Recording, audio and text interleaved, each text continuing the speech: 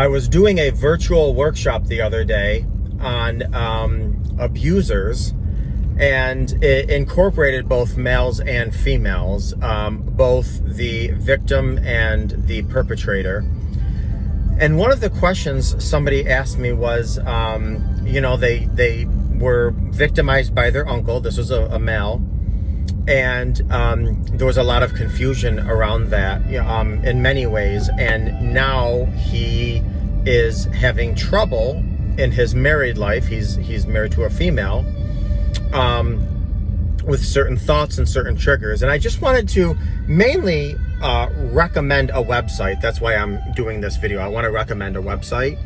But one of the things I want to say, if there's anyone that is watching this video and you are a male and you have been violated by another male, especially a family member, that presents profound betrayal and absolutely brings traumatic presentations, not only psychologically but also physically. And I don't want to get too graphic, and I won't here, but keep in mind that anything you're going through absolutely is normal. One of the things I want to say is, if you were violated by somebody of the same gender, that does not change your orientation. Orientation is innate.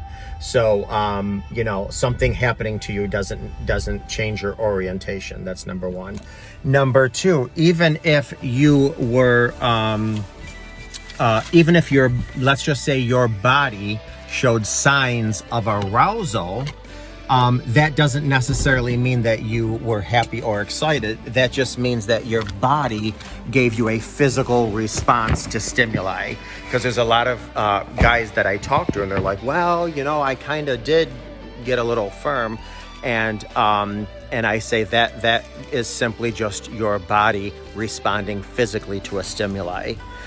So that doesn't mean that, oh, geez, should I question if I'm this, or am I a pedophile, or am I, gay, or nothing like that. So the website I wanted to recommend is called 1in6.org. That's the number 1, the word in, the number 6.org.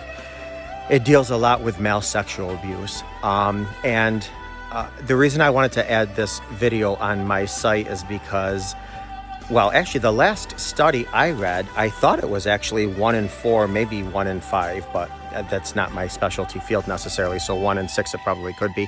But again, that's of course the people that were honest in the survey. A lot of people, especially male and male situations, there's a lot of guilt and shame and embarrassment, humiliation. So unfortunately, and it should not be with the victim at all, but it is. And so it's not reported. So it very well could be more, but there's a lot of resources out there. It's absolutely nothing to be ashamed of, nothing to feel guilty about in any way, shape, or form. It doesn't matter if you eventually do discover that there's an orientation of straight or gay or anything that had nothing to do with that. The violation had nothing to do with that. And check out that website, and certainly reach out to me if you need any more help or resources or assistance. Take care.